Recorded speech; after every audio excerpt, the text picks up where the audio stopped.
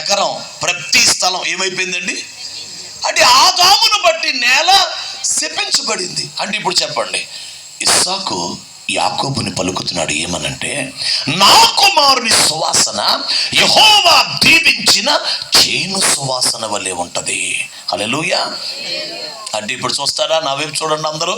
అమ్మా, శపించబడిన నేలలో నేలంతా శాపమే, అంతా శాపమే, నేలంతా శాపమే, అంతా శాపమై ఉండగా ఆ శాపములో యెహోవా ఒక భూభాగమును గనక దీవిస్తే ఆ దీవెన శాపములో దీవెన మొలవగలిగితే, శాపములో దీవెన కనపడగలిగితే అదే అసలైన దీవెన.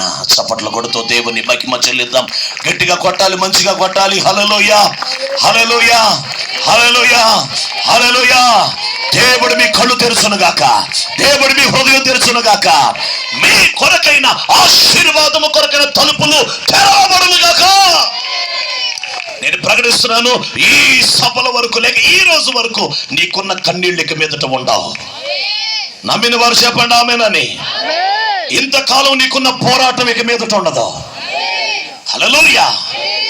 ఏదో మ్యాజిక్ కాదు, నీకు ప్రకటిస్తున్నాడు ఆశీర్వాదం అంటే